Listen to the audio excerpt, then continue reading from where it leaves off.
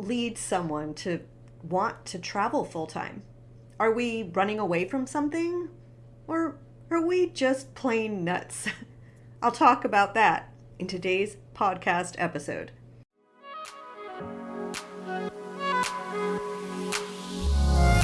Welcome to the How to Travel Full-Time podcast. I'm your host, Heather Markel.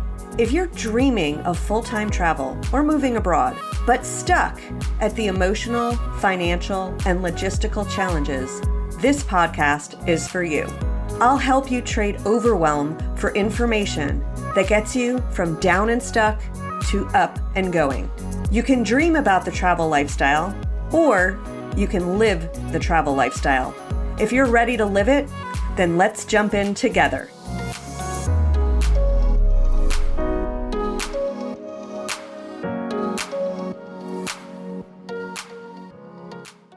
Now that I've shared lots of tips with you about getting started with full-time travel, I thought I'd start sharing some of my experiences with the traveling.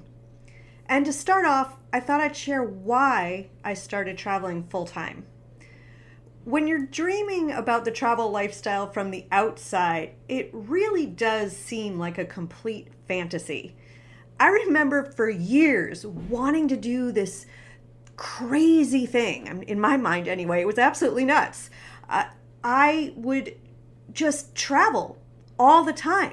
And at the time I would go on these vacations, I'd love it. I would have so much fun on my vacations, and I didn't want to come back home ever.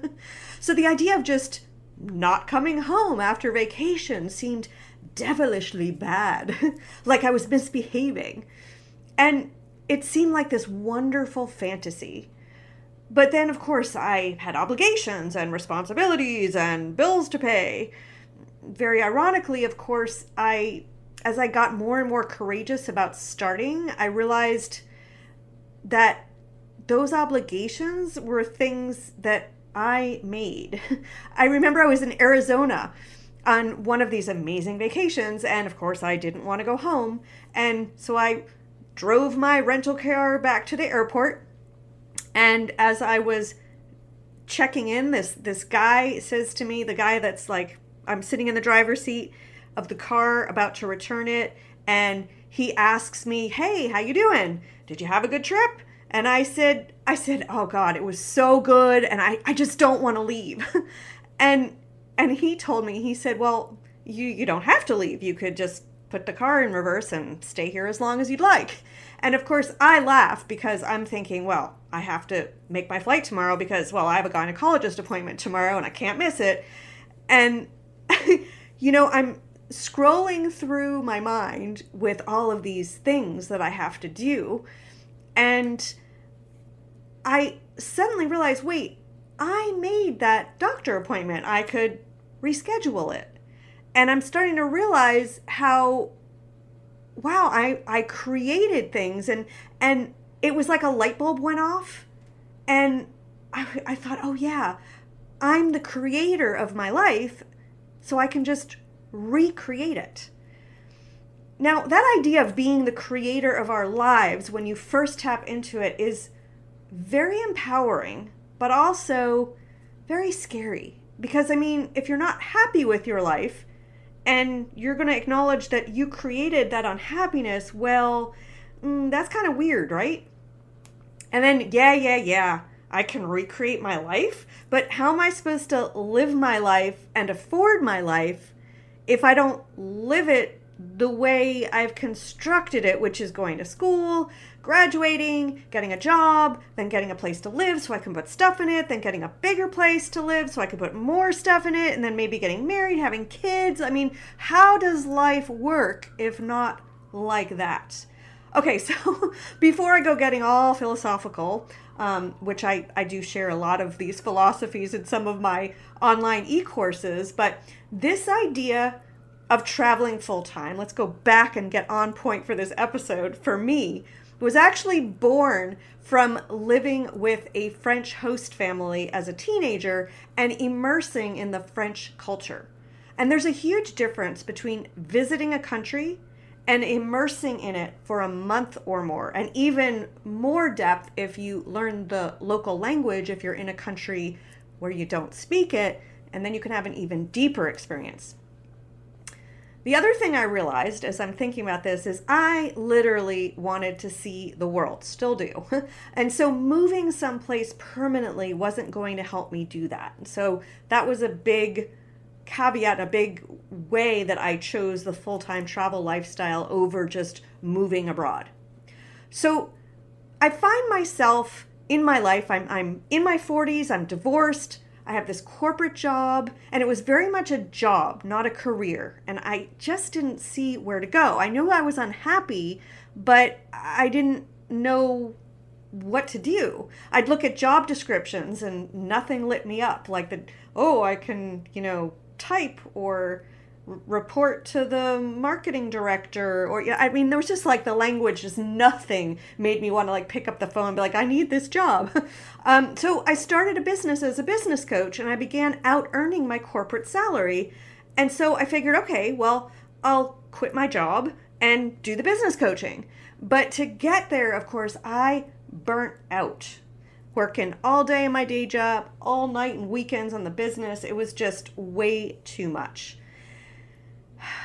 So I remember I had a lot of days sitting in my office chair or standing at my standing desk and just lamenting out loud, right? I was like, there has got to be more to life than this. And this was that I felt like my body was literally rotting away, waiting for retirement. Now, my job wasn't that stressful. My colleagues were nice, and I liked most of my bosses. So it wasn't that I wanted to get away from them. It was more that I was running towards myself. And, at the time, back in 2017, remote work wasn't a thing. So that option didn't exist. But I felt like I was capable of so much more in life, and this yearning I had to live rather than wait kept tugging at my heart. And so I'd psych myself up every year to make this the year that I quit. And then I'd reach the end of the year and not do it. And then I'd get depressed for a week in December, and then I would just start over in January. Until January of 2017.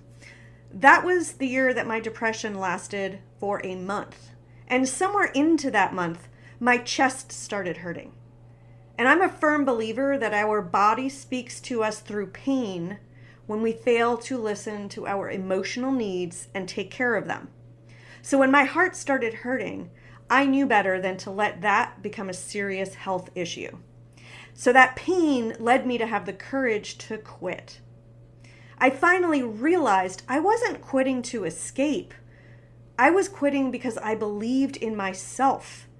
And I wanted to feel like I was living my life instead of drowning in the misery of it. I watched family members age, and I realized, I don't know if I get to do this amazing adventurous travel when I'm retired. And as my annual raises became less than the increases in my healthcare and my rent increases, the last wall of objection that I had magically fell away. Now, I didn't just wake up one day and quit. I realized that I'd been unintentionally planning for it for a long time. During those 10 years that I kept, talking about it and psyching myself up, I actually ended up saving a lot of money. I also realized that I needed to lay the path to quit. So I spent 2017 challenging myself until I was finally ready. First to tell my mom that I was quitting, and then to actually do it. And of course, back then, there were no coaches around to help figure this out, and there weren't lots of YouTube videos explaining how to do this. So, I was pretty much on my own, which is the reason that I became a full-time travel lifestyle coach, because I love helping other people navigate this shift from real life into travel life. So when I finally flew off to my first destination, Costa Rica, my heart literally sang in my chest. I remember it was like this voice in my head that came from my heart, and I was in line for immigration, and I just heard this voice say, "Thank you for listening to me, Heather." And I was just so happy. So that is a little insight into what led me to quit to travel full time. Now, I did intend to go for 6 months, but instead, this has become a way of life, as it does for so many of us. So over the next few weeks, I'm going to weave in some of my experiences to show you what it's like to actually live the lifestyle. How-tos, of course, can be really helpful, but understanding some of the highs and lows of the adventure are just as valuable. So stay tuned.